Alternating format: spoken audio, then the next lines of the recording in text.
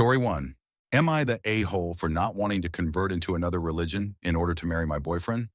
Hey guys, I never thought that I'll ever post here, but I need some outside perspective on my situation. So I, 21 female, Indian, and my boyfriend, 21 male, American, has been together since 2022. We met online and instantly fell in love with each other, though we were hesitant to date because of the distance, but we're so in love that we decided to stay together. He used to live alone in a different city for his studies that time. The past 2.5 years were great. He's a sweet guy, loves me a lot, understand me, and overall is the perfect boyfriend. The religion stuff was never the issue for us in the first year. But after the first year, my boyfriend's mother suddenly told him that she wants a daughter-in-law of the same religion. She knew about me from the start and likes me as a person. When my boyfriend asked me if I'm willing to change, I denied, because I love my religion. He tried convincing his mother, but she said, if she loves her religion, then you love yours too, which is true and fine. After that, we tried to get separated. It was heartbreaking for both of us. But after 2 weeks, we got back together because both of us was unable to keep going. In the past year, we have tried everything, just staying friends, tried getting separated a few times, staying in contact without talking, and try moving on. But nothing works for more than a few weeks. So after months, we just started dating and living in the present as nothing else was working. And it was nice, beautiful actually. He finally came back to his hometown to live with his family in October after his studies were completed and is applying for jobs. Since a week, he seemed sad and I was busy with my studies, so we didn't talk much. So today we finally had a proper conversation and he told that his mother is asking him to get married or at least try finding a future wife. He was really sad and said he has no idea what to do now, as he's not ready for that, but he can't go against his mom, as he loves her a lot, which is understandable and I respect it. I told him that he should tell his mother about his feelings and how difficult it is for him. He said he did told her about his feelings and his mother said, it's always hard, but she loves hers and you love yours. So I guess we have to end everything this time. I should also clear a few things here. My boyfriend is not very religious. He believes in God, but not strictly follow the rules and stuff. I'm Hindu, and I'll have the same issue with my parents too about the religious difference. But I was sure I'll be able to convince them. Since the start, we were fine with each other's beliefs and used to embrace it. We planned to meet once he got his job and even wanted to marry each other. My boyfriend is very loving and the best boy I've ever met. Apart from the religion stuff, everything else is great between us. So am I the a-hole? Comment A. I feel it's not really his mother's business. It's between the two of you. Comment B. But he can't go against his mom. You don't want a person who can't say no to his mom in your life. Comment C. Not the a-hole. The fact that his mother is dictating who he can marry and him following along with her mindset is all you need to know. Count yourself fortunate to avoid marrying into his family altogether and just run in the opposite direction. Comment D, not the a-hole. If you two are fine with having different religions, then that should be all that matters. His mother needs to let him make his own decisions. Neither one of you should be forced to convert. I know it talks about being equally yoked, but honestly, it's many marriages where people are unequally yoked and are fine. You both should follow your hearts and not someone else's thoughts. You both are grown now, and he doesn't need his mother making all his decisions for him. I hope you both make it through this rocky phase. Update. Hello. So first I should clarify a few things. My boyfriend is Muslim, and I found out about his religion when I was 1 month into the relationship, cause his name is very Christian. Kyle Davis, not real name. So I assumed he is Christian and he didn't ask mine. And even after knowing I had no problem with that. Second, there is no concept of conversion in Hinduism. This concept is a social construct rather than religious. And even if it was mandatory, I wouldn't have asked him to change, because I loved him for who he was and I was willing to accept him like that. But anyways, coming to the update. So before posting here, I sent him this text. Can't you convince your mom? Like you'll always follow our religion and me mine. I'll never come between our religion. We can embrace each other's beliefs together. Many do. Like we have been together for around 2.5 years. Even though we're in long distance, but like we know how the other person lives their life, and it was never an issue for us. To which he replied that his mother won't say yes because in Islam, the wife should be Muslim when marrying her. Otherwise, the marriage isn't even valid. After he said that, I asked him that his mother knew about his ex and knew about me as well since the start. Then why did she bring this topic after 1 year of us dating? And if he knew that this is going to happen? His answer was he knew his mother wants a Muslim daughter-in-law, and all his ex were ready to convert, so he thought it wouldn't be a big deal to me. Listening this, I was really upset and said I feel betrayed by this, as I thought it was a shock for him as well when his mom made this wish. To which he said it was a shock for him because all his ex agreed to this request, and he never saw this side of hers, so adamant for the religion even after convincing. Well, after that, there was nothing to talk about, so we ended it. I haven't blocked him yet, but this time I'm moving on for sure, because he hid this thing from me. I still feel I can give him a chance if he stands up for me and makes me his priority, but it's very unlikely. I'm not going to regret anything, though.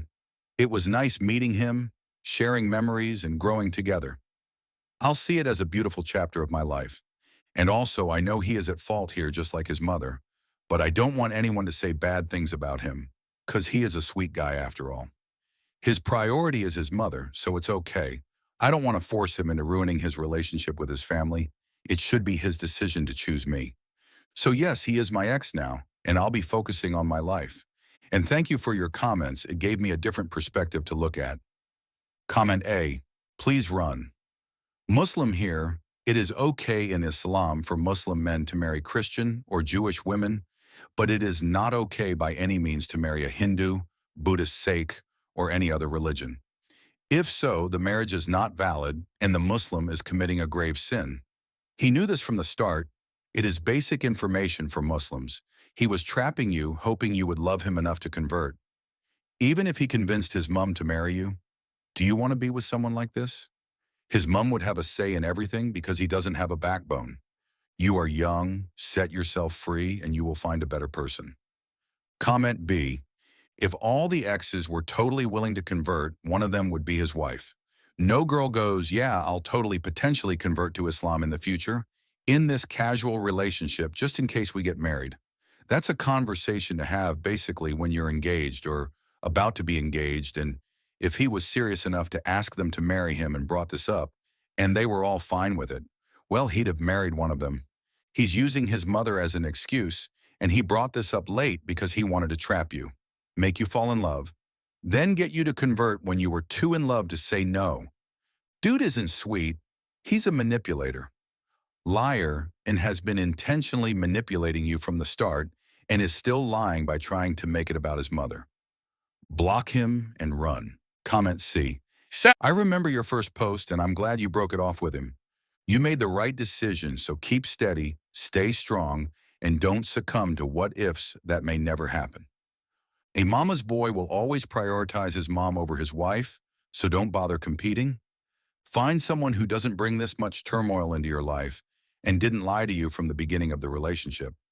Your ex should have been clear about his expectations from the beginning, and none of this leading you on and dropping a bomb on you 2+ years onto your relationship. Story 2. Am I the a-hole for refusing to cover outrageous costs for my future sister-in-law's bridal shower? I, 23 female, am going to be a bridesmaid in my fiance's older sister's wedding, which is set for October 2025. While I'm excited to be part of her big day, I've been a bridesmaid before and know how expensive it can be. The costs for this wedding are piling up quickly. I've already paid $300 for the bridesmaid dress, the required shoes, and $1,000 for the destination bachelorette trip. Initially, we were told there was no pressure to attend, but her mom later said it was shitty that some bridesmaids were considering skipping due to the cost, so I felt pressured to go. After we booked the trip, the maid of honor informed us that we would also be covering all of the bride's costs during the trip: food, drinks, and anything else. This was never discussed beforehand and added another unexpected expense on top of an already expensive trip. My future mother-in-law mentioned that, as a bridesmaid, I'm expected to help pay for the bridal shower. She said she Googled it and found that the bridesmaids are responsible for the costs, not her as the mother of the bride.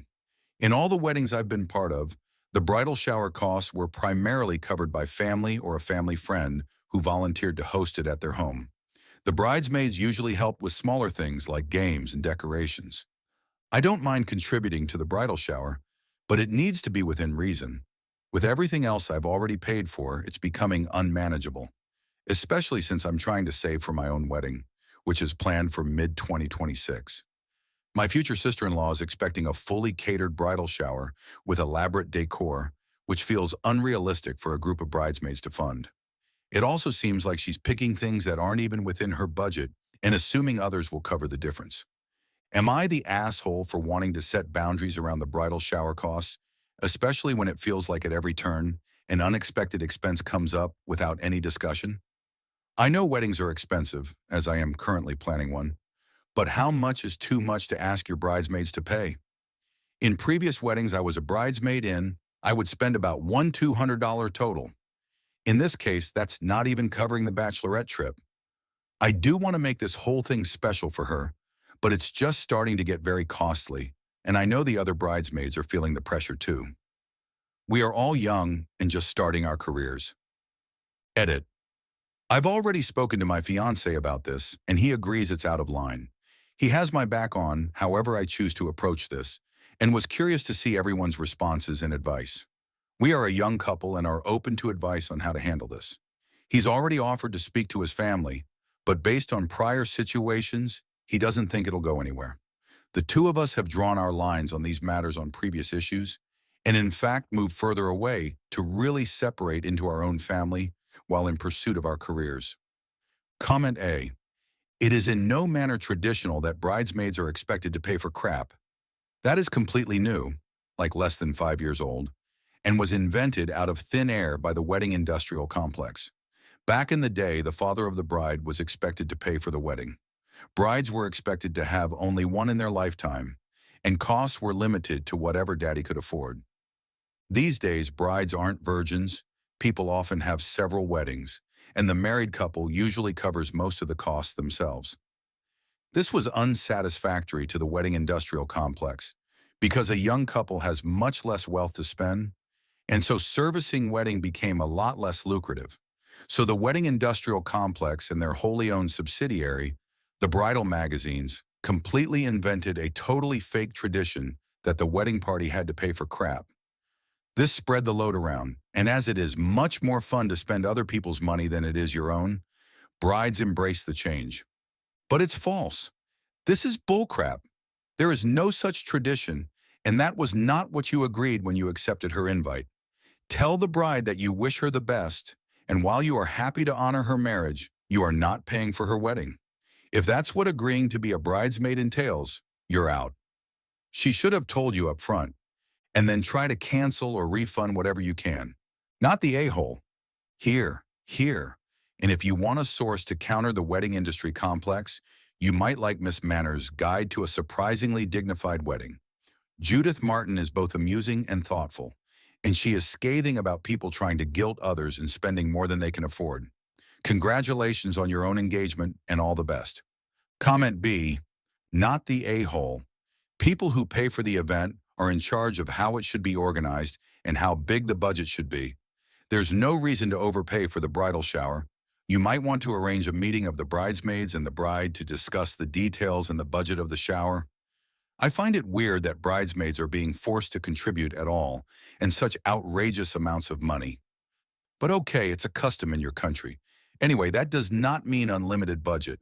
Get together and think through what can be done. Maybe some of the decor and or catering could be homemade. Maybe some of you know good offers. And be honest with the bride about your financial situation. Also, you could ask her, shall she contribute thousands for your wedding, which is coming next?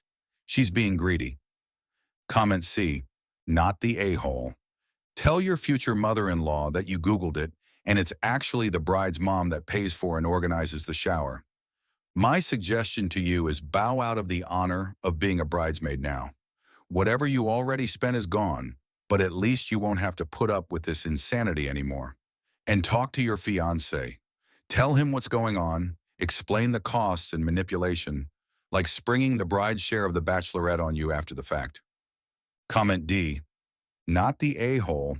You need to have an honest conversation with your mother-in-law. Remind her that bridesmaids are not a bottomless well of money.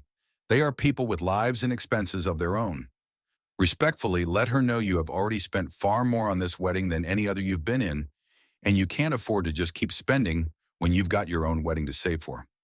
Tell her that as a bridesmaid, you have never been expected to throw the bridal shower, and it's commonly accepted that family or friends do it. Tell her it is unrealistic and unfair to expect you all to pay for a destination, bachelorette, and the bridal shower, especially the type sister-in-law expects, without prior agreement.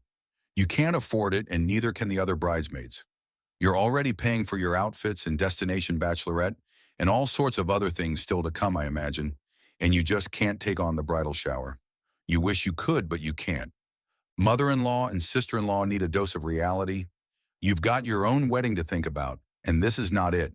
This is sister-in-law's wedding, and she can't just palm major expenses off onto you without warning. And neither can mother-in-law. If they want a lavish bridal shower, or a bridal shower at all, really, they'll have to throw it without your help. I don't envy you the conversation, but it has to be had. So unless you can talk someone else into it, if all of the above isn't an option for reasons, then make sister-in-law a bridesmaid and match her energy.